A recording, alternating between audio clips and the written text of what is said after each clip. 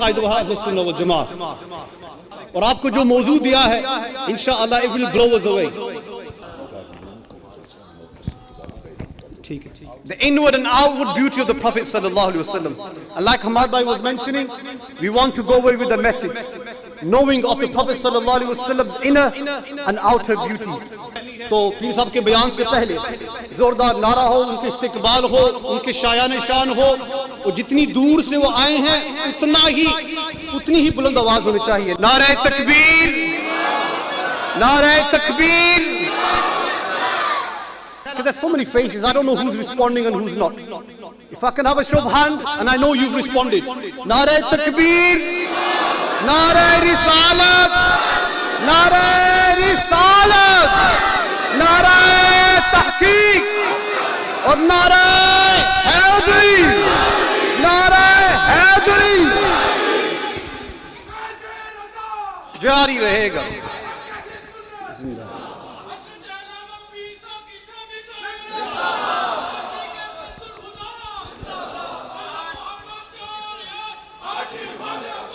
بولنا پڑے گا.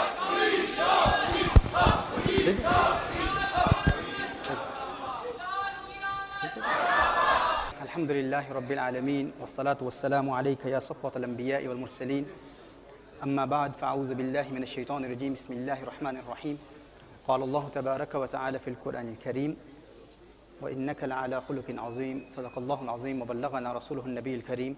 وقد صدقت انت یا سیدی یا سیدی یا سیدی یا مکی یا مدنی یا عربی یا قرشی یا ہاشمی ویا سیدنا یا سیدنا یا سیدنا یا حبیبنا یا طبیبنا یا حبیب المصطفیٰ المجتبی صلی اللہ علیہ وآلہ وسلم.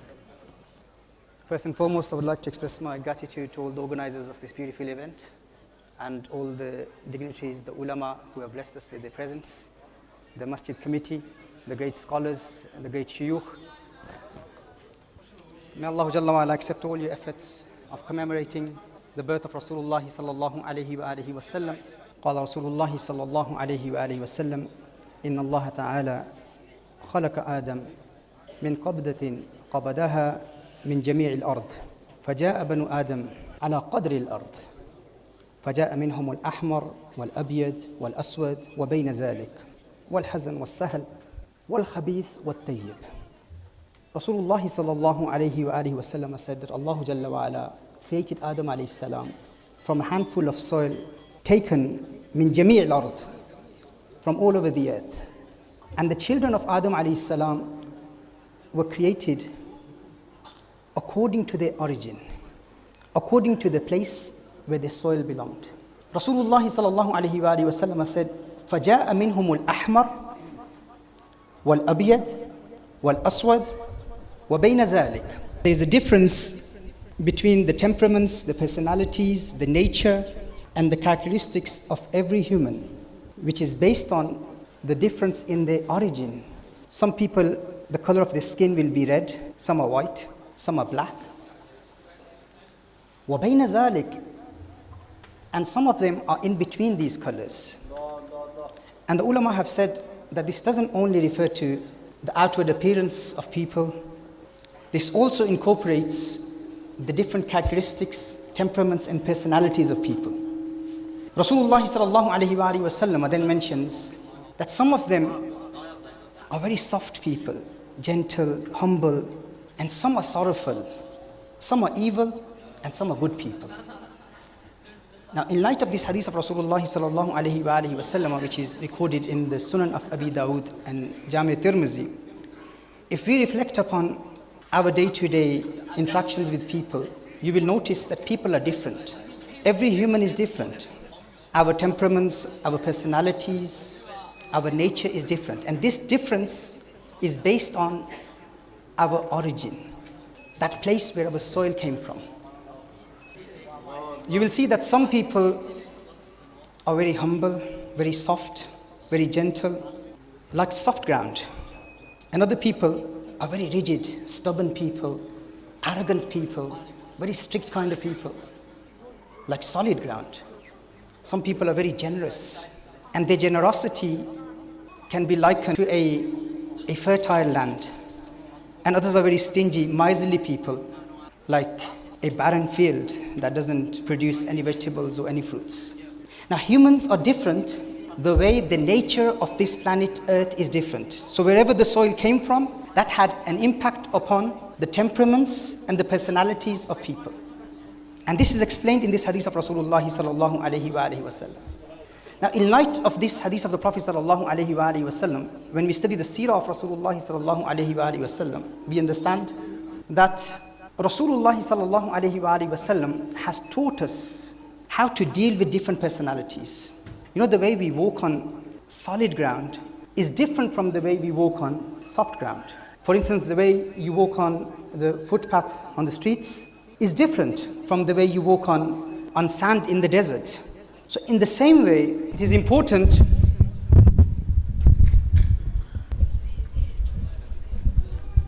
اللهم صل وسلم وبارك على سيدنا ومولانا محمد عدد ما في علم الله صلاة دائمة بدوام ملك الله.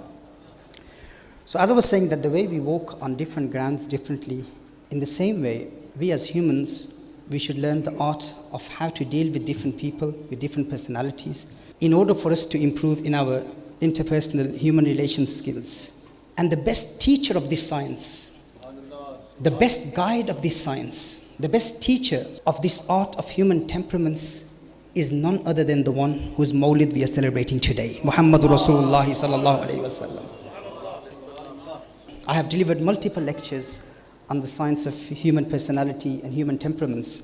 یہ ایک انتہائی اہم موضوع ہے. میں جانتا ہوں کہ نبی کریم صلی اللہ علیہ وآلہ وسلم کی عظمتوں کے ترانے سننے کے لیے آپ تشریف لائے ہیں، لیکن اب چونکہ انہوں نے اعلان کر دیا ہے تو میں چاہتا ہوں کہ چند باتیں اس حوالے سے آپ کی گوش گزار کر کے پھر انشاءاللہ عشق و محبت کی بھی باتیں آپ کی بارگاہ میں پیش کی جائیں گی.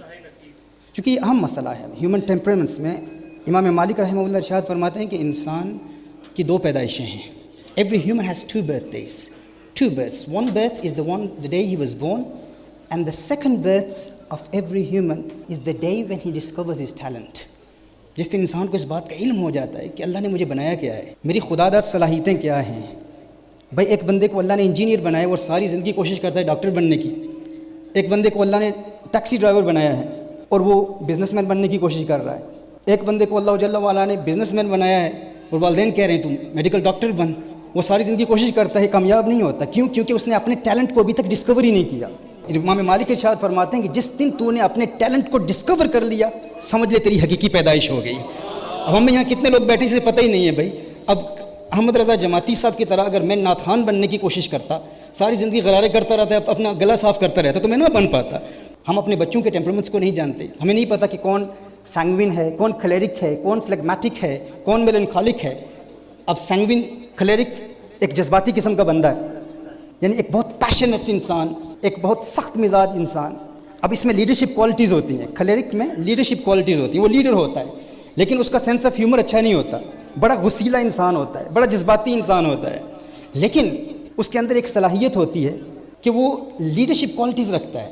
وہ گول اورینٹیڈ ہوتا ہے اور وہ اپنے گولز کو اچیو کرنے کی کوشش کرتا ہے. ان بورن لیڈر ہوتا ہے, لیکن وہ حساس انسان نہیں ہوتا, جذباتی انسان نہیں ہوتا. اس سے اگر آپ کہیں نا کہ مجھے تم سے پیار ہے تو وہ شاید جواب بھی نہ دے, کیونکہ وہ محبت کی بولی جانتے ہی نہیں ہے. اور سینگوین ہے, سینگوین بڑا چیئرفل بندہ ہوتا ہے, ہاں, بڑا talkative with a good sense of humour. ایک ببلی کائنڈ آف کریکٹرز ہوتے ہیں, the life of the party who brings life and energy in the room, جو لوگوں کو خوش کرتا ہے. اس سے آپ ملیں تو فوراً آپ خوش ہو جائیں گے, وہ مسکراتا رہتا ہے. اچھا, اس کی محبت بھی عارضی ہوتی ہے, اس کی دشمنی بھی عارضی ہوتی ہے. ہاں, اس کی دوستی بھی عارضی ہوتی ہے, دشمنی بھی عارضی ہوتی ہے. بہت جلد دوست بن جاتے ہیں, بہت جلد ناراض ہو جاتا ہے, اور پھر ناراضگی بھی اس کی عارضی ہوتی ہے, وہ بھول جاتا ہے. ہم نے اپنے آپ سے پوچھنا ہے ہم کون ہیں بھائی. ہم کلیرک ہیں, ہم سینگوین ہیں, ہم میلنکالک ہیں, ہم فلیگمیٹک ہیں. اب فلیگمیٹک کون ہے؟ یہ ایک لو کی پرسنالٹی ہوتی ہے, لیکن ہوتا بڑا صابر ہے, بہت صبر والا ہوتا ہے, بہت پیشنٹ انسان ہوتا ہے, لیکن اپنے جذبات کو اپنے اندر چھپائے رکھتا ہے. وہ اپنے جذبات کا اظہار نہیں کرتا. بڑا ڈرائی سینس آف ہیومر اس کا ہوتا ہے فلیگمیٹک کا, لیکن باوفا ہوتا ہے, کبھی کسی کو دھوکہ نہیں دیتا. اسی طرح میلنکالک ہے, میلنکالک پرسنالٹی یہ وہ پرسنالٹی ہے جو بڑا جینیس ہوتا ہے, نیچرلی ٹیلنٹڈ ہوتا ہے, یعنی بڑا کریٹیو انسان ہوتا ہے, لیکن وہ دوستوں کے حوالے سے بڑا حساس ہوتا ہے. بڑے میٹیکولسلی اپنے دوستوں کو سلیکٹ کرتا ہے. اس کے زیادہ دوست نہیں ہوتے. دنیا کے اکثر جو ڈاکٹرز وغیرہ ہوتے ہیں یہ میلنکالک ہوتے ہیں, اور بڑے جو علمی حوالے سے, تحقیقی حوالے سے غور و فکر کرنے والے, یہ زیادہ اوریٹری سکلز کے ماہر نہیں ہوتے, یہ خطیب نہیں ہوتے. اور یہ بیک گراؤنڈ میں کام کرنے والے ہوتے ہیں, چھپ کر کام کرنے والے ہوتے ہیں, اور ان کے ہاں یہ انٹریکشن, لوگوں سے باتیں کرنا, لوگوں کو خوش رکھنا, یہ کوالٹی ان میں نہیں ہوتی. ہوتے بڑے جینیس ہوتے ہیں. تو یہ مختلف ٹیلنٹس ہیں, مختلف ٹیمپرمنٹس ہیں. اب آپ کا بچہ, اگر مثال کے طور پر آپ کا بچہ کھلیرک ہے اور وہ کمرے میں بیٹھا ہوا ہے اور وہ کمپیوٹر گیمز کھیل رہا ہے, اور آپ چاہتے ہیں, والد کو اپنے بچے کے ٹیمپرمنٹ کا پتہ ہی نہیں ہے, اور والد چاہتا ہے کہ یہ بچہ کمپیوٹر گیمز کو چھوڑے, ہوم ورک کرے. اب وہ اسے بتاتا ہے کہ تیرے ہوم ورک کی کتنی اہمیت ہے, ہوم ورک پر محنت کر, اسکول میں محنت کر, تعلیم میں محنت کر. لیکن وہ چونکہ گول اورینٹڈ ہوتا ہے, وہ گیم کھیل رہا ہے, کسی سے مقابلہ کر رہا ہے اور وہ جیتنا چاہتا ہے. اب وہ کھلیرک ہے, اب اس کو اس وقت عقلی اور منطقی دلائل اس کو قائل کرنے کے لیے کافی نہیں ہوں گے, کیونکہ وہ چیلنجز ایکسیپٹ کرتا ہے. کھلیرک کیا ایکسیپٹ کرتا ہے؟ چیلنجز ایکسیپٹ کرتا ہے. آپ اس کو چیلنج کریں گے نا تو وہ فوراً قبول کر لے گا. چیلنجز کیسے؟ کھلیرک مزاج, اگر آپ نے اپنے بچے کے مزاج کو سمجھ لیا کہ یہ کھلیرک مزاج ہے, آپ کو اس سے اتنا ہی کہنا ہوگا کہ دیکھ تو نکما ہے, تیرے دوست تجھ سے زیادہ کامیابی حاصل کر سکتے ہیں, تو ایگزامز میں کامیاب ہی نہیں ہو سکتا. اب چونکہ وہ چیلنجز پسند کرتا ہے, وہ کہے گا نہیں یہ کیسے ہو سکتا ہے, تم نے مجھے چیلنج کیا ہے. کھلیرک مزاج کا یہ ترہ امتیاز ہے, یہ خصوصیت ہے, یہ اسپیشلٹی ہے. وہ بچہ فوراً کہے گا ماں تو مجھے کہتی ہے کہ میں کامیاب نہیں ہو سکتا, اب میں کامیاب ہو کر دکھاؤں گا. وہ کمپیوٹر گیم کو, وہ ٹی وی کو, وہ مووی کو چھوڑ کے فوراً اپنے ہوم ورک پر لگ پڑے گا. لیکن اگر والدین کھلیرک والی اپروچ فلیگمیٹک کے لیے استعمال کریں تو وہ فلیگمیٹک احساس کمتری کا شکار ہو جائے گا. وہ شاید ڈپریشن کی کیفیت میں چلا جائے, شاید اینگزائٹی کی کیفیت میں چلا جائے. بھائی میرے باپ نے کہا کہ تو نکما ہے تو میں نکما ہوں, میں تو کچھ نہیں کر سکتا. اگر کھلیرک کی اپروچ آپ فلیگمیٹک پر استعمال کریں گے تو فلیگمیٹک کیا ہوگا, وہ ڈپریشن کا شکار ہو جائے گا. وہ کہے گا میرے والد صاحب نے کہا ہے میں کچھ نہیں کر سکتا تو میں کچھ نہیں کر سکتا. لیکن وہی اپروچ اگر آپ کھلیرک پر استعمال کریں تو کھلیرک فوراً اس کی حوصلہ افزائی ہوگی, وہ کہے گا میں کر سکتا ہوں, میں ثابت کروں گا. لیکن وہ اپروچ آپ فلیگمیٹک پر استعمال کریں تو وہ احساس کمتری کا شکار ہو جائے گا, اس کے نفسیات پر اثر پڑے گا. تو ہمارے ہاں پرابلم یہ ہے, والدین کہتے ہیں ہمارے سارے بچے, میرے 4 بچے, میں نے سب کی تربیت ایک جیسی کی لیکن یہ نکما نکلا. بھائی آپ نے تو سب کے لیے ڈنڈا استعمال کیا ہے نا. آپ نے حضور اکرم صلی اللہ علیہ وسلم کی سیرت کی روشنی میں لوگوں کے ٹیمپرمنٹس, اپنے بچوں کے ٹیمپرمنٹس کو سمجھنے کی کوشش ہی نہیں کی. یعنی جس کے ساتھ آپ نے کھلیرک کی اپروچ رکھنی اس کے ساتھ فلیگمیٹک والی تھی, تو اس کا منفی اثر پڑا. اور یہ چیزیں صرف ہمارے بچوں میں نہیں ہیں. پیرنٹس جب سب کو ایک ہی طرح ٹریٹ کرتے ہیں, ان کے نیچر کو نہیں دیکھتے اور کہتے ہیں کہ میں نے ایفرٹ تو کیا لیکن ریزلٹس اس کے منفی نکلے. اس کا الٹا ریزلٹ کیوں نکلا؟ اس کی وجہ یہ ہے کیونکہ ہم نے اپنے آپ کو جاننے کی کوشش ہی نہیں کی.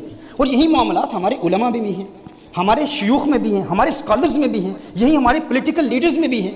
یعنی ٹیمپرمنٹس نہ جاننے کی وجہ سے لوگوں میں مصالحت ہم کر ہی نہیں پاتے.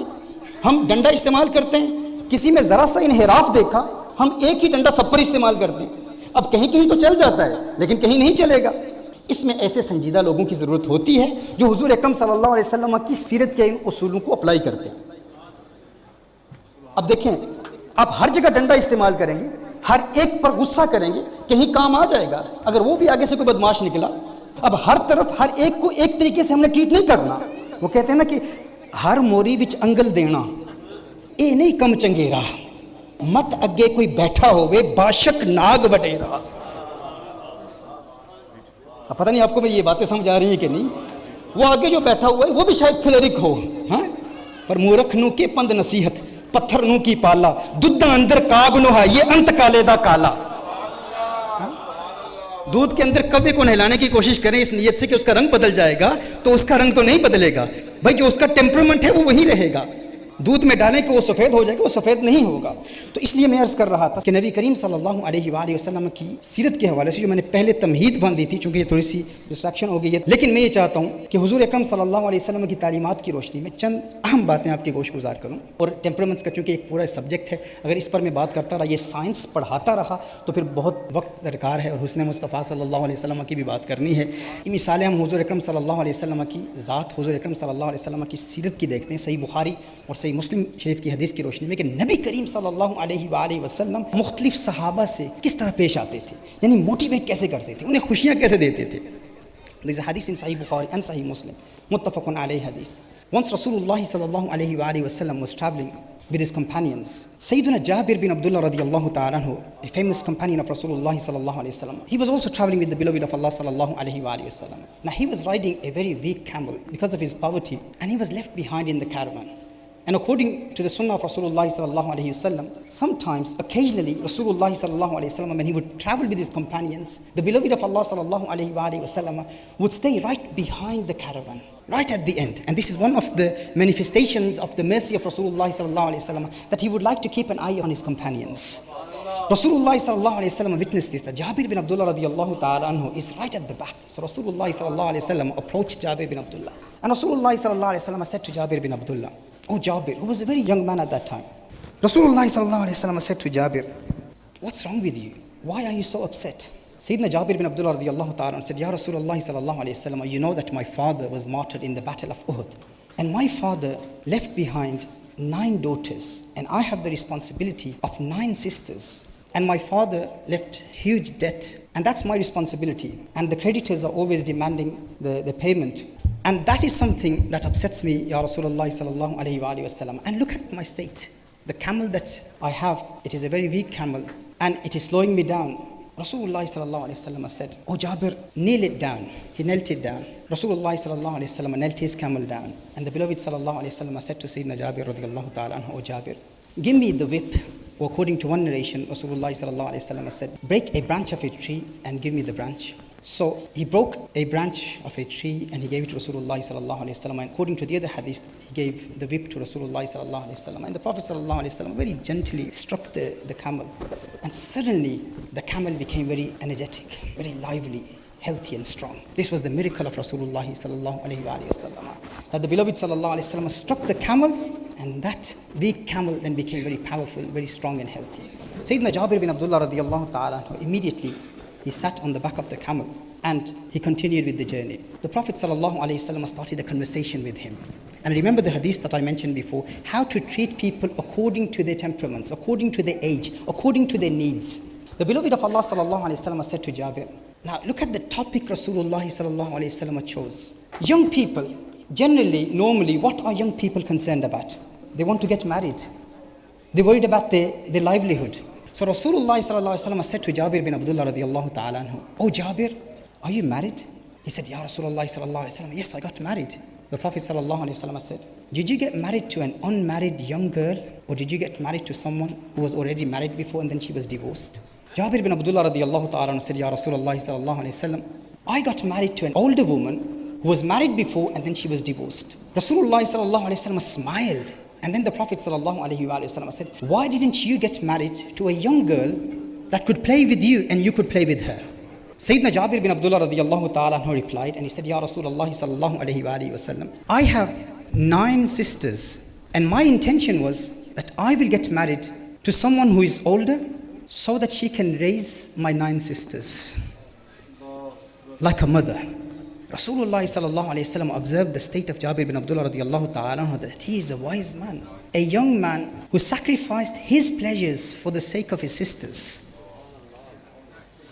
Rasulullah sallallahu alayhi wa sallam said to Jabir bin Abdullah, just to bring a smile on his face, Rasulullah sallallahu alayhi wa sallam said, "Oh Jabir, perhaps when we will reach near Medina Munawwara, then your mature wife will receive us, will welcome us, and she will lay down pillows for us." To make him smile, Rasulullah sallallahu alayhi wa sallam said this, that when our caravan, when Rasulullah sallallahu alayhi wa sallam and the companions will reach Medina Munawwara, near Medina Munawwara, perhaps she will come out and she will receive all of us with pillows. Jabir bin Abdullah radiallahu ta'ala anhu, he got worried and he said, "Ya Rasulullah sallallahu alayhi wa sallam, I don't have any pillows in my house." Rasulullah sallallahu alayhi wa sallam smiled, and the beloved sallallahu alayhi wa sallam said, "Soon, inshallah, you will have pillows." The journey continues now. Once again, Rasulullah sallallahu alayhi wa sallam saw that he was aggrieved, he was sad, and the Prophet sallallahu alayhi wa sallam said, "Oh Jabir, do you want to sell your camel?" Sayyidina Jabir radiallahu ta'ala said, "Labbaika ya Rasulullah. Labbaika ya Rasulullah sallallahu alayhi wa sallam. At your service, ya Rasulullah sallallahu alayhi wa sallam. But how much will you pay me?" The Prophet sallallahu alayhi wa sallam said, "I will give you 1 dirham. 1 dirham." He said, "Ya Rasulullah sallallahu alayhi wa sallam, do you believe that that's fair on me? 1 dirham for this camel?" Rasulullah sallallahu alayhi wa sallam said, "Okay, I will give you two dirhams." He said, "Ya Rasulullah sallallahu alayhi wa sallam, is that really fair? 2 dirhams for this camel? For this healthy camel?" Now remember, who made it healthy? That was the miracle of Rasulullah sallallahu alayhi wa sallam. Jabir bin Abdullah radiallahu ta'ala said, "Ya Rasulullah sallallahu alayhi wa sallam, increase the price." The Prophet sallallahu alayhi wa sallam said, "Okay, I will give you 3 dirhams." Now here the Prophet of Allah sallallahu alaihi wasallam is giving quality time to a young Sahabi. We need to ask ourselves, our shuyukh, our scholars, our leaders, our mashayikh, when the murids are waiting for the shaykh, but the shaykh doesn't have any time for the young person. Look at this Murshid-e-Azam, the greatest Murshid, Rasulullah sallallahu alaihi wasallam, Sabab-e-Wujud-e-Kainat, the sole purpose of the existence of all humankind, the entire universe. لَوْلَاكَ لَمَا خَلَقْتُ الدُّنْيَا لَوْلَاكَ لَمَا خَلَقْتُ الْأَفْلَاقَ. This is what Allah Hazrat says. Ye sabah sanak vakali chatak, ye zuban chehek labe jo jalak, ye mehek jalak, ye chamak dhamak, sab usi ke dam ki bahar hai. ये सबा सनक वकली चटक ये जुबां चहक लबे जो झलक ये महक झलक ये चमक धमक सब उसी के दम की बहार है ये समन ये सो सुनो या समन ये बनफ्श सुम्बुल नस्तरन गुलो सर्वे लाला भरा चमन वही एक जलवा हजार है वो न था तो बाग में कुछ न था वो न हो तो बाग हो सब फना बादब झुका लो सरे विला कि मैं नाम लूं गुल बाग का गुले तर मोहम्मद मुस्तफा चमन उनका पाक दे यार सल्लल्लाहु अलैहि वसल्लम सबब वजूद कायनात. Sahabi says, Ya Rasulullah sallallahu alaihi wasallam, increase the price just to make him happy, just to bring a smile on his face. Rasulullah sallallahu alaihi wasallam is continuously talking to him. Then they agreed on 40 dirhams. He said, Ya Rasulullah sallallahu alaihi wasallam, I will accept 40 dirhams. But there is one condition, Ya Rasulullah sallallahu alaihi wasallam. The condition is, it was always my desire to ride a strong, healthy camel. Now you made it strong, but I haven't had the opportunity to ride it. Ya Rasulullah sallallahu alaihi wasallam, I will only give it to you when we reach Madinah Munawwara. Rasulullah sallallahu alaihi wasallam said, fine. You can give it to me when we reach Madinah Munawwara. Now, Rasulullah sallallahu alayhi wasallam and Jabir bin Abdullah radiyallahu ta'ala anhu and the entire group of the companions of Rasulullah sallallahu alayhi wasallam, they reach Madinah Munawwara. Jabir bin Abdullah radiyallahu ta'ala anhu, he ties the camel outside Masjid Nabawi Sharif. And then Rasulullah sallallahu alayhi wasallam enters Masjid Nabawi Sharif, leads the prayer. Jabir bin Abdullah radiyallahu ta'ala anhu, he offers the prayer with Rasulullah sallallahu alayhi wasallam. After Salah, he comes out. And Rasulullah sallallahu alayhi wasallam then called Sayyidina Bilal radiyallahu ta'ala anhu. Oh Bilal, give him 40 dirhams and give him some extra money. Give him some more. And take the camel. Jabir bin Abdullah radiyallahu ta'ala anhu takes 40 dirhams. Now, he's going to his house thinking about, what shall I do with this money? Shall I buy another camel? Or shall I buy some furniture for my house? Because Rasulullah sallallahu alayhi wasallam did say, soon inshallah, you will have pillows in your house. Rasulullah sallallahu alayhi wasallam said to Bilal radiyallahu ta'ala, oh Bilal, take the camel and give it back to Jabir. Sayyidina Bilal radiyallahu ta'ala anhu then went to Sayyidina Jabir radiyallahu ta'ala anhu's house. Sayyidina Jabir radiyallahu ta'ala anhu observed, what is happening? Is the sale cancelled? You've got the camel? He said, Rasulullah sallallahu alayhi wasallam gave it. He said, give it back. Jabir bin Abdullah radiyallahu ta'ala anhu said, wait, I will go and speak to the beloved of Allah sallallahu alayhi wa sallam. He goes back to Rasulullah sallallahu alayhi wasallam. He said, Ya Rasulullah sallallahu alayhi wasallam, what has happened? Rasulullah sallallahu alayhi wasallam said, oh Jabir, do you really think that I haggled with you throughout the journey, increasing the price and saying that I want to buy your camel? Do you really think that I was interested in your camel? It wasn't that. What was the reason behind that? The beloved of Allah sallallahu alayhi wa sallam wanted to make him happy. He wanted to bring a smile on his face. And he wanted that youngster to believe that Rasulullah sallallahu alayhi wa sallam is not only gifting him something for free, he has actually sold something. Just to give him that confidence that you didn't get the 40 dirhams for free. You negotiated the price with Rasulullah sallallahu alayhi wa sallam. You sold something. In reality, the beloved of Allah sallallahu alayhi wa sallam wanted to give him 40 dirhams and wanted to give him a healthy, strong camel, but did not want him to feel that the beloved sallallahu alayhi wa sallam gave it for free. This is the epitome of akhlaq. This is the zenith of akhlaq, the conduct of Rasulullah sallallahu alayhi wa sallam. To make people happy. Apni bani hum aap bigade. कौन बनाए बनाते ये हाँ अपनी बनी हम आप बिगाड़े कौन बनाए बनाते ये हैं लाखों बलाएं करोड़ों दुश्मन कौन बचाए बचाते ये हैं अगर कोई परेशान हाल हो तो खुशियां कैसे देते हैं किस तरह खुश करते हैं हाँ बाप फोत हो गया है लेकिन बाप जहां बेटे से भागे लुत्फ वहां फरमाते ये हैं माँ जब एक लोते को छोड़े आह कह के बुलाते ये हैं रब है मोती ये है कासिम रिस्क उसका है खिलाते ये और ठंडा ठंडा मीठा मीठा पीते हम हैं पिलाते ये हैं ठंडा ठंडा मीठा मीठा पीते हम हैं पिलाते ये हैं इन्ना आते नाकल को सर सारी कसरत पाते ये सारी कसरत पाते ये ये मेरे आका सल्लल्लाहु अलैहि वसल्लम की अदा है یہ میرے آقا کی ادائیں. اتنا عطا فرماتے ہیں, اس قدر عطا فرماتے ہیں, کتنا عطا فرماتے ہیں. ایک بدو حضور کی بارگاہ میں آیا. A Bedouin came to Rasulullah sallallahu alaihi wasallam and he said, "Oh Muhammad, all these sheep, all these herds of sheep between these two mountains, give them to me. Give them to me." Rasulullah sallallahu alaihi wasallam said, "Take all of them. Take all of them." This is a hadith in Sahih Muslim. This Bedouin was so happy, so motivated by the akhlaq of Rasulullah sallallahu alaihi wasallam. He went back to the people of his tribe and he said, "Oh people, embrace Islam. Accept Islam. For Muhammad gives so much as if he has no fear of poverty." Subhanallah. This is the akhlaq of Rasulullah sallallahu alaihi wasallam. A Muslim was once questioned, "You boast about the generosity of Rasulullah sallallahu alaihi wasallam. You talk about the generosity of Rasulullah sallallahu alaihi wasallam, that there has never been a human more generous than Rasulullah sallallahu alaihi wasallam. What do you think about Hatim at-Tai? Hatim at-Tai, whose stories have made him an icon in the Arab world for examples of generosity." A non-Muslim said to the Muslim, "You boast about the generosity of Rasulullah sallallahu alaihi wasallam. Can you present an example of generosity of Rasulullah sallallahu alaihi wasallam like Hatim at-Tai?" Remember, Adi bin Hatim was the son of Hatim at-Tai, who became a Muslim. He's a Sahabi of Rasulullah sallallahu alaihi wasallam. And this Hatim at-Tai is famous for his generosity. He said, "Look, Hatim at-Tai was once sitting in his palace, and his palace had 12 gates. And a man entered from one gate, and he begged him, he asked him for help. Hatim at-Tai gave him whatever he asked for. The man then entered from the second gate, changed his outward appearance. He changed his attire to deceive Hatim at-Tai. And Hatim at-Tai knew that this is the same person. And once again, he begged him for help. He helped him. The second time, he helped him. But Hatim at-Tai didn't tell him that, "I know that you're the same person. You have changed your appearance and you're trying to deceive me." He helped him. He came from 12 different gates. He asked him for help and he helped him 12 times. So this non-Muslim said, "Can you present one example from the seerah of your Prophet Muhammad? You boast about his generosity sallallahu alaihi wasallam. When someone came to the Prophet of Allah sallallahu alaihi wasallam 12 times and he helped him each and every time." This Muslim, 17 years old, Ghazali az-Zaman, listen to his response now. Listen to the response of Ghazali az-Zaman. At the age of 17, he said, "Are you trying to make a comparison between the generosity of Hatim at-Tai and Rasulullah sallallahu alaihi wasallam?" This man knocked on the door of Hatim at-Tai 12 times. 12 times he had to come and beg Hatim at-Tai for help.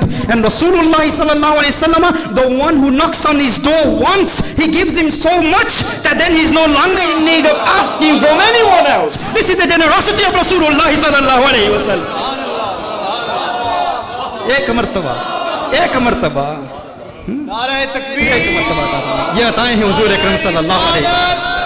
نعرہ رسالت. حضور عطا فرماتے ہیں, یہ حضور کی عطائیں ہیں. اب حضور نے تو ہمیں تحفے دیے نا. The Prophet sallallahu alaihi wasallam gave us many gifts. اب ہم نے بھی سوچنا ہے کہ ہمیں بھی حضور کی بارگاہ میں کچھ تحائف پیش کرنے چاہیے نا. ہمیں بھی کچھ تحائف پیش کرنے چاہیے. دیکھیے, we are commemorating the birth of Rasulullah sallallahu alaihi wasallam. We are celebrating the birth of Rasulullah sallallahu alaihi wasallam. Whenever you celebrate your child's birthday, you give them gifts, don't you? You give them presents.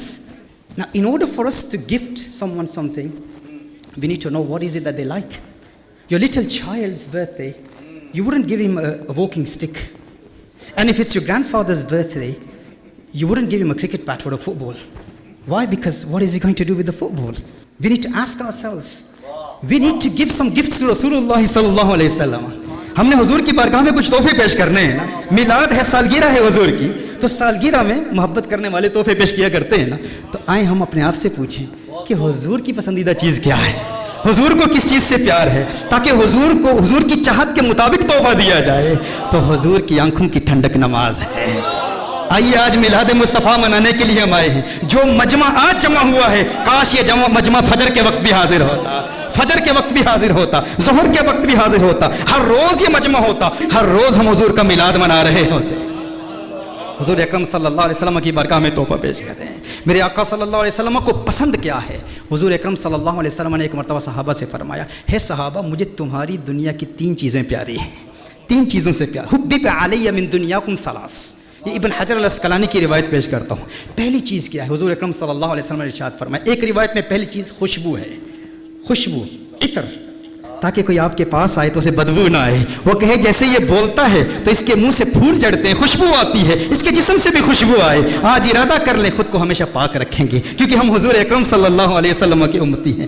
دوسری پسندیدہ چیز کیا ہے؟ ایک روایت کی روشنی میں حضور اکرم صلی اللہ علیہ وسلم نے ارشاد فرمایا, مفہوم حدیث پیش کر رہا ہوں, زوجہ کی طرف میلان یا عورتوں کے حقوق ادا کرنا. تو آج آئیے ہم یوں میلاد مناتے ہیں کہ ہم اپنی بیویوں پر ظلم نہیں کریں گے, اپنی بیٹیوں پر ظلم نہیں کریں گے. عورت کو جو مقام حضور نے عطا فرمایا, ماضی میں تاریخ کا مطالعہ کریں, کوئی وہ مقام نہیں دے سکا, لیکن افسوس آج حضور کے امتی کہلانے والے اپنی عورتوں پر ظلم کرتے ہیں. آئیے میلاد اس انداز میں منائیں کہ ہم آج کے بعد اپنی ماؤں بہنوں اور بیویوں کا احترام کریں گے, انہیں وہ مقام دیں گے جو مقام حضور اکرم صلی اللہ علیہ وسلم نے دیا ہے. حضور اکرم صلی اللہ علیہ وسلم نے فرمایا تیسری پسندیدہ چیز کیا ہے؟ فرمایا نماز میری آنکھوں کی ٹھنڈک ہے. حضور اکرم صلی اللہ علیہ وسلم کو نماز سے پیار ہے. اب جب حضور نے ارشاد فرمایا کہ مجھ محمد کو 3 چیزوں سے پیار ہے, حبب علی من دنیاکم ثلاث, مجھے تمہاری دنیا کی 3 چیزیں پیاری ہیں. صدیق اکبر بھی موجود تھے. صدیق اکبر عرض کرتے ہیں یا رسول اللہ صلی اللہ علیہ وسلم, آپ نے اپنی پسند کی 3 چیزوں کا ذکر کر دیا, مجھ صدیق کو بھی 3 چیزوں سے پیار ہے. ہے صدیق تجھے کون سی 3 چیزوں سے پیار ہے؟ فرماتے ہیں النظر الی وجہک, النظر الی وجہک, النظر الی وجہک. یا رسول اللہ صلی اللہ علیہ وسلم, صدیق کو نماز سے بھی پیار ہے, روزے سے بھی پیار ہے, حج سے بھی پیار ہے, زکوٰۃ سے بھی پیار ہے. صدیق جہاد بھی کرتا ہے, ہر عبادت کرتا ہے, لیکن سب عبادتوں سے بڑی عبادت کیا ہے؟ صدیق کی آنکھیں ہوں چہرہ والضحیٰ ہو, صدیق کی آنکھیں ہوں آپ کی کنڈل والی زلفیں ہوں, صدیق کی آنکھیں ہوں والفجر کے گال ہوں, صدیق کی آنکھیں ہوں علم نشرح قصیدہ ہو. یا رسول اللہ, صدیق کو سب چیزیں پیاری ہیں, لیکن سب سے پیارا کیا ہے؟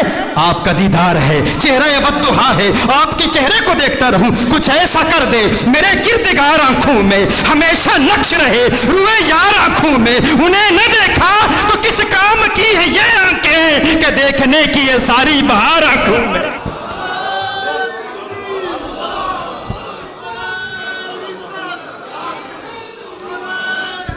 دیکھنے کی ہے ساری بہار آنکھوں میں, بس چہرہ والضحیٰ دیکھنا چاہتا ہوں. یہ صدیق کا پیار ہے. دنیا میں بھی صدیق ہمیشہ حسن مصطفیٰ دیکھتے رہتے, اگر آقا کا چہرہ نظر نہ آتا بےتاب ہو جاتے. اپنے گھر میں اپنے حجرے میں بھی حسن مصطفیٰ کے متلاشی رہتے, اور جب بازار میں جاتے تو بازار میں بھی حضور کا دیدار, ان کی آنکھیں بازار میں بھی حسن مصطفیٰ کی متلاشی, اور پھر غار میں بھی حسن مصطفیٰ کی متلاشی, اور آج مزار میں بھی حسن مصطفیٰ کو دیکھ رہے ہیں. اور مزار تو مزار, کل جنت میں بھی جب دنیا جنت کے محلات سے لطف اندوز ہو رہی ہوگی, کوئی حور دیکھے گا, کوئی قصور دیکھے گا, صدیق جنت میں بھی آمنہ کے لال کا نور دیکھے گا.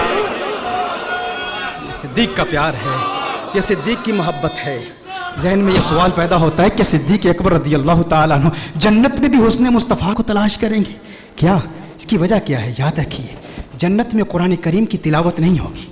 جنت دار الجزا ہے, دار العمل نہیں ہے. قرآن کی تلاوت دنیا میں ہوتی ہے, دار العمل ہے, وہ دار الجزا ہے, وہاں جزا ملتی ہے. لیکن 2 صورتوں کی تلاوت جنت میں بھی ہوگی, 2 صورتوں کی تلاوت جنت میں بھی ہوگی. وہ کون سی صورتیں ہیں؟ سورہ طٰہٰ اور سورہ یاسین. ان 2 صورتوں کی تلاوت جنت میں بھی ہوگی. کہا کیوں ہوگی؟ جنت تو دار الجزا ہے, دار العمل نہیں ہے. کہا اس لیے کیونکہ ان 2 صورتوں میں حضور کے حسن کا ذکر ہے, حضور کی نعتیں ہیں, حضور اکرم صلی اللہ علیہ وسلم کے تذکرے ہیں. کہا لیکن کیا انہیں ثواب ملے گا جنت میں جب عاشقان مصطفیٰ صلی اللہ علیہ وسلم سورہ طٰہٰ اور سورہ یاسین کی تلاوت کریں گے تو انہیں ثواب ملے گا؟ کہا ثواب تو ہے نہیں ہے نا, وہ دار العمل نہیں دار الجزا ہے. تو کہا پھر تلاوت کیوں کریں گے؟ کہا اس لیے ثواب تو نہیں ملے گا, مزہ بہت آئے گا, مزہ بہت آئے گا, مزہ بہت آئے گا. کہا جنت میں بھی کسی اور مزے کی ضرورت ہے, وہاں بڑی بڑی نعمتیں ہیں. کہا ساری نعمتیں ہیں, لیکن جنت کی کوئی نعمت بھی حسن مصطفیٰ جیسا مزہ نہیں دے سکتی جو مزہ حسن مصطفیٰ کو دیکھنے میں ملتا ہے. جنت میں بھی صدیق اکبر کیا سارے عاشق حسن مصطفیٰ کو دیکھا کریں گے. ایسے حسین ہے میرے آقا صلی اللہ علیہ وسلم. وہ یہ میرے بھائی ابھی یہ رو رہے ہیں, وہ نعت اگر میری لکھی ہوئی ہے لیکن میں وہ نازل جو ہوئی ان پر نہیں, تیرے آنے کی خوشیوں میں گھر اپنا سنواروں میں, ان راہوں کو تو پیارے پلکوں سے بہاروں میں, ان راہوں کو تو پیارے پلکوں سے بہاروں میں, اور طلعت وہ تیرے رخ کی کچھ ایسی پیاری ہے نظر آتی نہیں ہم کو ان چاند ستاروں میں، نظر آتی نہیں ہم کو ان چاند ستاروں میں۔ اور ثاقب نے جو پوچھا پتا تیرے عشق کی میں کا، ثاقب نے جو پوچھا پتا تیرے عشق کی میں کا، ایک رند نے بتلایا اشکوں کی قطاروں میں، ایک رند نے بتلایا اشکوں کی قطاروں میں۔ دو معنی ہیں، ایک یہ ہے عشق کی میں کہاں ملتی ہے، اشکوں کی قطاروں میں ملتی ہے، اور دوسرا معنی یعنی جو اشک جس کی آنکھوں سے بہتے ہیں نا، یہ وہ کہاں گئے حماد صاحب، وہ بتا رہے تھے ان کے بابا جان منظور شاہ صاحب، ان کی آنکھوں سے وہ جو اشکوں کی برسات، وہ چونکہ ہمارے مرشد کے دوست ہیں، یہ دونوں منظور ہیں، ہمارے مرشد کا نام بھی منظور اور منظور شاہ صاحب، وہ بابا جی روتے رہتے تھے، ہمیشہ لوگ پوچھتے تھے بابا جی کیوں روتے ہو، کہا اشکوں کی قطاروں میں، ایک رند نے بتلایا اشکوں کی قطاروں میں، اور نازل جو ہوئی ان پر نعتیں تھی انہیں کی، نازل جو ہوئی ان پر نعتیں تھی انہیں کی۔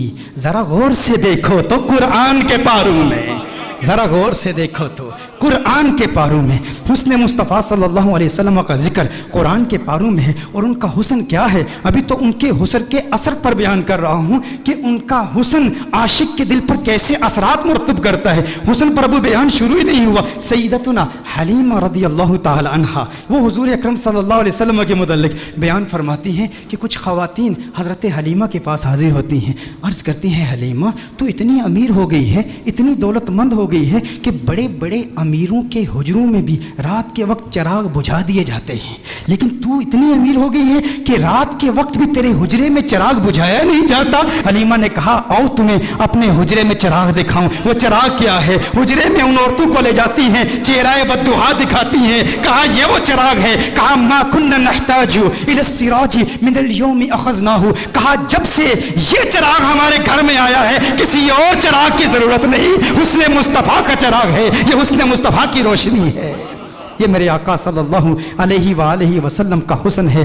حضرت شفا رضی اللہ تعالی عنہ وہ بیان کرتی ہیں، کہا کہ جب حضور اکرم صلی اللہ علیہ وسلم کا میلاد ہوا نا تو میں نے حضور کو دیکھا، ننھے محمد عربی صلی اللہ علیہ وسلم ابھی دنیا میں آئے ہی ہیں، ابھی حضور کی تشریف آوری ہوئی ہے، سبز لباس میں سبز چادر میں ملبوس حضور اکرم صلی اللہ علیہ وسلم سجدے میں ہیں، سجدہ کر رہے ہیں، ابھی میلاد ہوا ہے، ابھی ولادت ہوئی ہے، دنیا میں آتے ہی حضور اکرم صلی اللہ علیہ وسلم سجدے میں ہیں۔ سیدہ شفا فرماتی ہیں میں نے لبوں کی جنبش دیکھی، کان لگا کے سننا چاہا کہہ کیا رہے ہیں، تو سجدے میں بھی امت کے لیے دعائیں کر رہے ہیں، رب حب لامتی، اور ایک روایت میں اللہم اغفر لامتی۔ اللہ نے جبریل سے ارشاد فرمایا ہے جبریل دیکھ لے میرا محبوب دنیا میں آیا ہے، ابھی میلاد ہوا ہی ہے، جو محبوب میلاد کے وقت امت کو نہیں بھولا قیامت کے روز امت کو کیسے بھولے گا؟ میلاد کے وقت امت کو نہیں بھولا، قیامت کے روز کیسے بھولے گا؟ میں کہا کرتا ہوں نا، لوگ کہتے ہیں میلاد منا لیا کرو، کچھ لوگ ہمارے بیانات سن کے مولد ٹریننگ کیمپ میں جو میں نے دلائل پیش کیے تھے نا کہ 10 صحیح احادیث سے میلاد مصطفیٰ صلی اللہ علیہ وسلم ثابت ہے، میں نے کچھ فرق بتایا تھا کہ مولد فقط اس میں ظرف ہی نہیں ہے، یہ مولد مصدر میمی بھی ہے، یعنی کسی وقت میلاد مصطفیٰ صلی اللہ علیہ وسلم ظرف زمان اور مکان کی قید نہیں ہے، کسی وقت بھی میلاد منایا جا سکتا ہے، اور سال کے کسی مہینے میں مناؤ، وہ تو 30,000 صحابہ کی سنت سے ثابت ہے۔ 10 صحیح احادیث بخاری اور مسلم کے میں نے پیش کی ہیں کہ میلاد کی ڈیفینیشن کو پہلے سمجھو، یہ سارے اعتراضات ختم ہو جائیں گے۔ کچھ لوگوں نے کہا اچھا تو ٹھیک ہے پھر سال بھر منایا کرو، لیکن یہ 12 ربیع الاول کو نہ منایا کرو، 12 ربیع الاول سے ضد ہے ان کو۔ میں کہتا ہوں اس وقت اللہ نے ارشاد فرمایا تھا نا کہ ہے جبریل دیکھ میرا محبوب اس وقت اپنی امت کو نہیں بھولا، قیامت کے روز امت کو کیسے بھولے گا؟ تو میں یہاں ایک جملہ کہنا چاہوں گا کہ وہ آقا ہو کر اپنی میلاد کے روز اپنی امت کو نہیں بھولتے، اور ہم امتی ہو کر میلاد کے روز آقا کو کیسے بھول سکتے ہیں؟ آقا ہو کر وہ دنیا میں تشریف لائے، دنیا میں آتے ہیں، اللہم اغفر لامتی رب حب لامتی، دنیا میں رہتے ہیں تو امت کی مغفرت کی دعائیں، قبر میں جاتے ہیں تو امت کی مغفرت کی دعائیں، آج بھی قبر میں امت کی مغفرت کی دعائیں کر رہے ہیں۔ میرے آقا صلی اللہ علیہ وسلم کا مقام یہ ہے، صحیح مسلم شریف کی حدیث ہے، جب قرآن کریم نازل ہوا نا تو ایک قرات کی اجازت اللہ جل وعلا نے دی، جبریل امین حضور اکرم صلی اللہ علیہ وسلم کی بارگاہ میں حاضر ہوئے تو اللہ نے ایک قرأت کی اجازت دی. حضور اکرم صلی اللہ علیہ وسلم نے جبریل امین کو واپس بھیج دیا.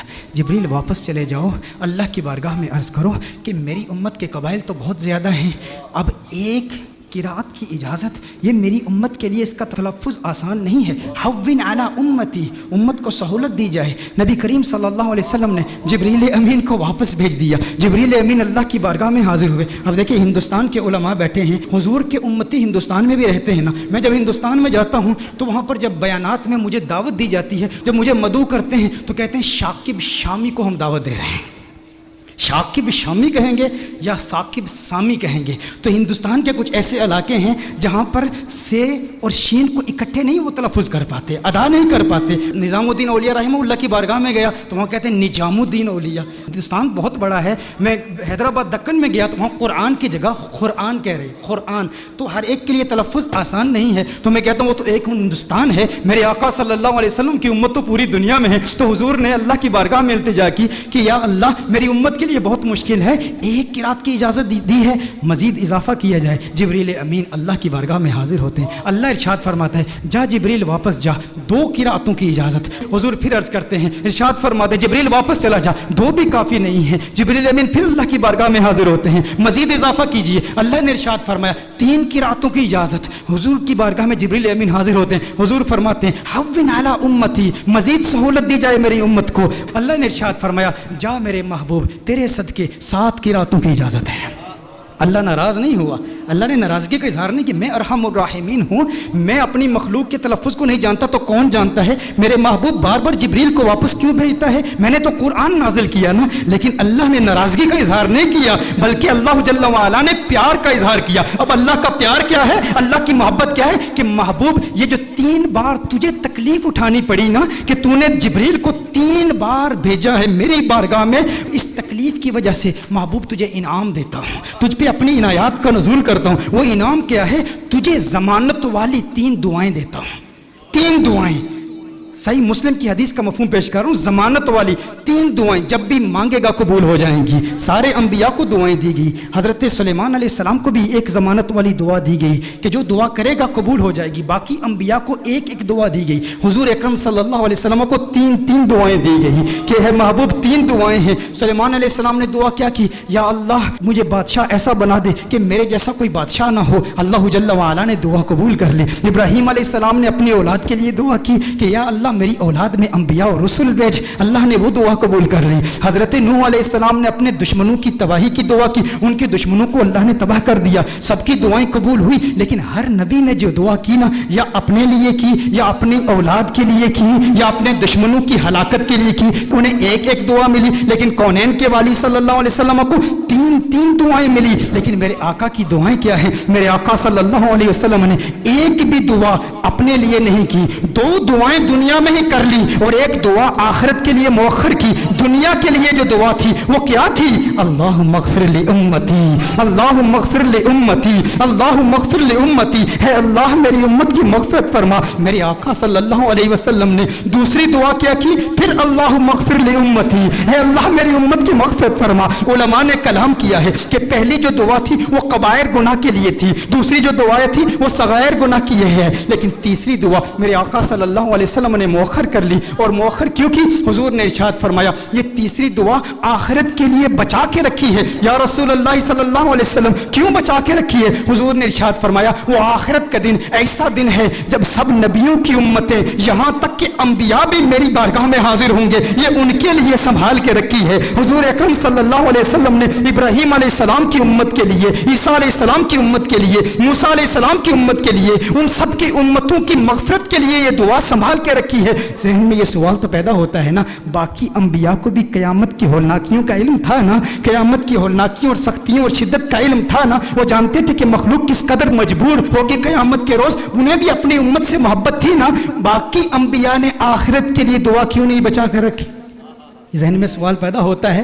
باقی انبیاء بھی اپنی امتوں سے پیار کرتے ہیں, لیکن انہوں نے اپنی امتوں کے لیے وہ دعا بچا کر کیوں نہیں رکھی؟ ایک دعا تھی امت کے لیے بچا کر رکھتے نا. انبیاء کو پتا تھا, انبیاء جانتے تھے کہ اس لجپال کو لاج ہے. ارے ہم کیوں پریشان ہوں جس کی آمد کے تذکرے ہم کب سے کر رہے ہیں, اپنی امتوں کو بتا رہے ہیں وہ محمد عربی آ رہا ہے, وہ لجپال ہے. جہاں اپنی امتوں کو بچائے گا وہاں ہماری امتوں کو بھی بچائے گا. میرے آقا صلی اللہ علیہ وسلم فقط اپنی امت کے لیے نہیں آئے, وہ رحمت للعالمین ہیں. وہ عیسیٰ کے لیے بھی آئے ہیں اور عیسیٰ کی امت کے لیے بھی آئے ہیں. وہ موسیٰ کے لیے بھی آئے ہیں, موسیٰ کی امت کے لیے بھی آئے ہیں. وہ ابراہیم کے لیے بھی آئے ہیں, ابراہیم کی امت کے لیے بھی آئے ہیں. وہ نوح کے لیے بھی آئے ہیں اور نوح کی امت کے لیے بھی آئے ہیں. علی نبینا علیہ الصلوۃ والسلام. انہیں پریشانی نہیں تھی, وہ جانتے تھے وہ لجپال ہیں, انہوں نے پہلے ہی انتظام کر رکھا ہے, وہ سب کی شفاعت کر دیں گے. کیونکہ میرے آقا صرف اس امت کے لیے نبی نہیں, وہ سب کے لیے نبی ہیں, یہاں تک نبیوں کے لیے بھی نبی ہیں. اعلیٰ حضرت نے یہ احمد رضا صاحب کلام پڑھ رہے تھے, اس وقت مجھے اعلیٰ حضرت کا وہ کلام یاد آیا. اعلیٰ حضرت نے بڑا خوبصورت تخیل باندھا ہے کہ دنیا میں میرے دل میں یہ خواہش ہے کہ نبیوں اور رسولوں سے ملوں اور سارے انبیاء اور رسول سے ایک التجا کروں, ان سے ایک بات پوچھوں. یہ کس کی خواہش ہے؟ اعلیٰ حضرت کی خواہش ہے کہ اس دنیا میں سارے انبیاء اور رسول سے ملاقات کروں اور ان سے ایک سوال پوچھوں.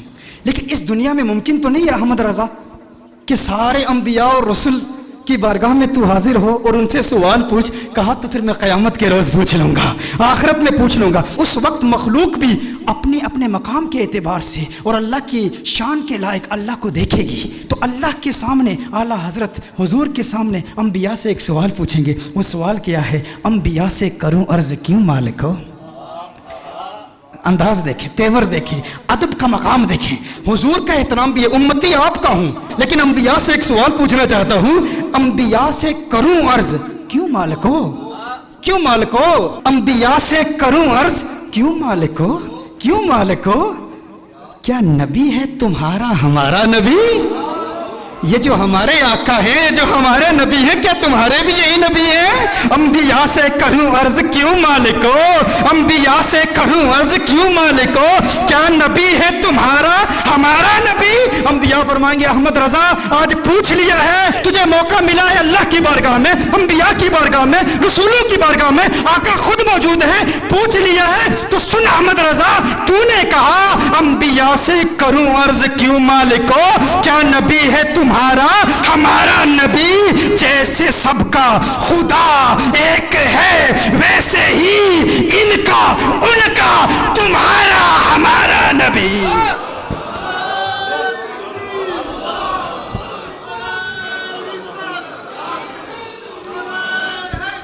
جیسے سب کا خدا ایک ہے ویسے ہی ان کا ان کا تمہارا ہمارا نبی. کرن بدلی رسولوں کی ہوتی رہی, چاند بدلی کا نکلا ہمارا نبی. کیا خبر کتنے تارے کھلے چپ گئے, پر نہ ڈوبے نہ ڈوبا ہمارا نبی, پر نہ ڈوبے نہ ڈوبا ہمارا نبی.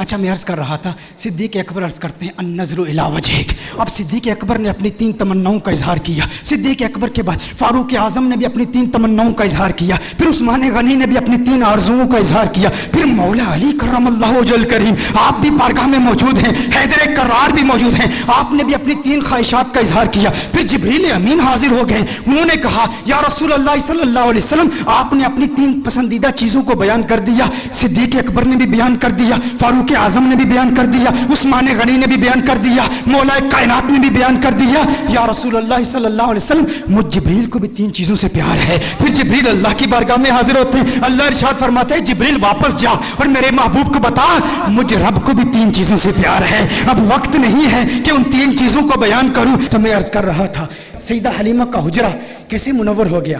میرے آقا صلی اللہ علیہ وآلہ وسلم کی ذات ایسی ہے کہ وہ زندوں کے حجروں کو بھی منور کرتے ہیں, اور فقط زندوں کے حجروں کو منور نہیں کرتے, مردوں کی قبروں کو بھی منور کرتے ہیں. مردوں کی قبروں کو بھی, ان کی ذات تو ذات, ان کا نام ایسا مبارک ہے. صاحب مدارج النبوہ میں بیان کیا ایک عورت دنیا میں جب کوئی خوف افزا چیز دیکھتی نا, وہ اپنی آنکھوں پر ہاتھ رکھ کے حضور کا نام لیا کرتی تھی. اس میں محمد لیا کرتی تھی صلی اللہ علیہ وسلم. جب بھی اسے ڈر لگتا نا کسی چیز سے ڈرتی یا کوئی ڈراؤنا منظر دیکھ لیتی, کوئی خوف افزا چیز دیکھتی تو اپنی آنکھوں پر ہاتھ رکھ کے کہتی محمد محمد محمد صلی اللہ علیہ وسلم. آقا کے نام کا ورد کیا کرتی تھی. جب اس کا انتقال ہوا تو اس کے بھتیجے نے اس مائی کو خواب میں دیکھا. کہا بتا جب منکر نکیر آئے تو کیا ہوا؟ میں کہتا ہوں حضور کی ذات حجروں کو بھی اور قبروں کو بھی منور کرتی ہے, اور ذات تو ذات, ان کے نام کا مقام کیا ہے؟ اس نے پوچھا مائی صاحبہ یہ بتاؤ جب انتقال ہوا تیرا, قبر میں گئی, منکر نکیر آئے تو کیا ہوا؟ مائی نے کہا بیٹے تو جانتا ہے نا جب میں دنیا میں ڈرتی تھی, جب مجھے کسی چیز سے ڈر لگتا تھا نا تو میں اپنی آنکھوں پر ہاتھ رکھ کے محمد محمد کا ورد کیا کرتی تھی صلی اللہ علیہ وسلم. کہا قبر میں جب فرشتے آئے نا مجھے بہت ڈر لگا, اس قدر ڈر لگا جو خوف افزا منظر دیکھ کر میں دنیا میں کیا کرتی تھی نا وہ کام میں نے قبر میں کر لیا. کہا کیا کیا؟ کہا آنکھوں پہ ہاتھ رکھ کے میں نے محمد محمد کا ورد جاری کر دیا, میں محمد محمد کہتی رہی. کہا پھر کیا ہوا؟ کہا جب آنکھوں سے ہاتھ اٹھائے تو منکر نکیر چلے گئے تھے. کہا خوف ختم. اب یہ لیکچر میرا ٹی وی پر جب نشر ہوا تو کسی بدعقیدہ نے اعتراض کیا, اس نے کہا یہ تو حدیث کا انکار ہے, بخاری شریف کی حدیث ہے, قبر میں سوال ہوں گے, ہر ایک سے ہوں گے. تو اس کا جواب کیا ہے؟ میں نے کہا نادان انسان, بخاری کھول کے دیکھ, بنا عشق نبی کے جو پڑھتے ہیں بخاری آتا ہے بخار, ان کو آتی نہیں بخاری. ہاں میں نے کہا ذرا بخاری کھول, بخاری شریف میں جو حدیث ہے نا اس میں 3 سوالوں کا تو ذکر ہی نہیں ہے, اس میں تو ایک ہی سوال ہے, ایک ہی سوال ہے. امام بخاری جو روایت نقل کی ہے نا اس میں فقط ایک ہی سوال ہے. وہ کون سا ہے؟ حضور کے متعلق کیا کہا کرتا تھا؟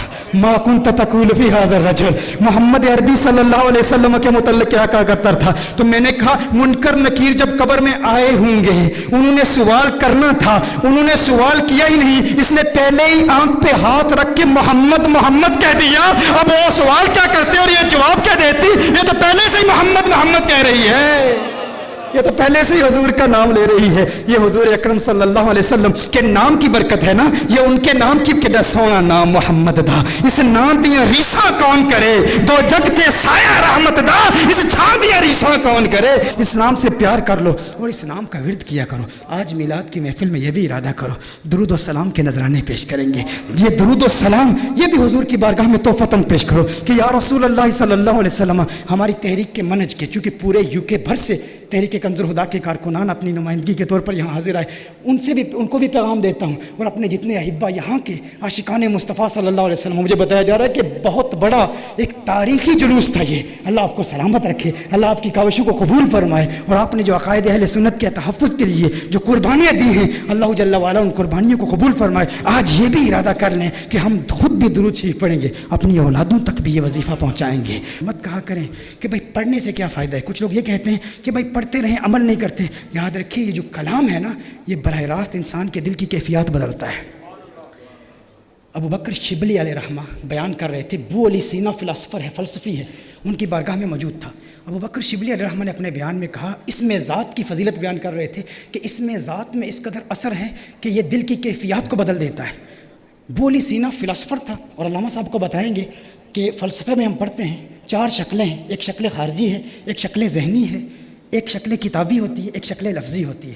تو فلسفی کہتے ہیں کہ جو شکل خارجی ہے نا یہ مؤثر ہوتی ہے, یہ اثرات مرتب کرتی ہے, لیکن شکل لفظی تلفظ کرنا, شکل ذہنی کسی کے متعلق سوچنا, شکل کتابی کچھ لکھنا, یہ حقیقتاً مؤثر نہیں ہوتا. مثال کے طور پر آپ کہتے ہیں نا آگ, آگ کا تلفظ کرتے ہیں تو یہ آگ کی شکل لفظی ہے. تو فلسفی کہتے ہیں کہ جب آپ آگ کہتے ہیں نا, when you say fire, fire doesn't burn your tongue. When you think about fire, the thought, the imagination of fire doesn't burn your mind. آگ کا تصور آپ کے دماغ کو جلاتا نہیں.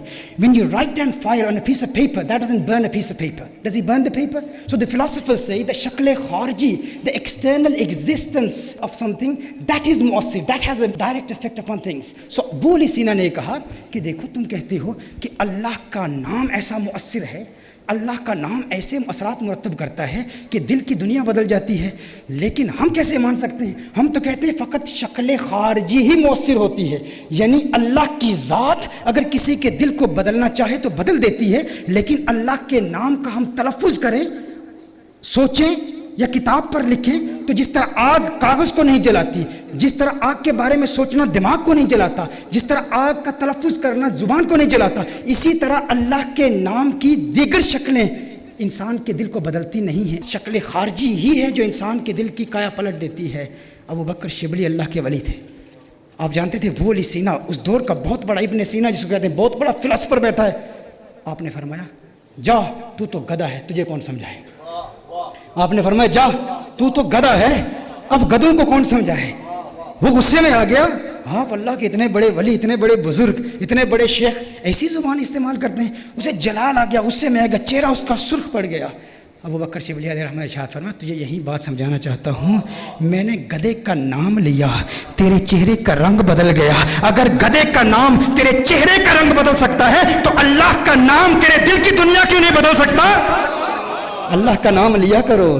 یہ درود و سلام، یہ اللہ کا نام، یہ دل پر ایسے اثرات مرتب کرتا ہے. عوف بن مالک رضی اللہ تعالیٰ عنہ صحابی رسول حضور اکرم صلی اللہ علیہ وسلم کی بارگاہ میں حاضر ہوتے ہیں. عرض کرتے ہیں یا رسول اللہ صلی اللہ علیہ وسلم زندگی فاقوں میں گزر رہی ہے، میرے بیٹے کو مشرکوں نے قید کر لیا ہے. حضور نے ارشاد فرمایا اللہ سے ڈرو، صبر کرو اور لا حول ولا قوت الا باللہ العلی العظیم کثرت سے پڑھو. عوف بن مالک فرماتے ہیں میں اپنے گھر میں گیا، اللہ کے خوف سے کثرت سے میں لا حول ولا قوت الا باللہ العلی العظیم پڑھنے لگا.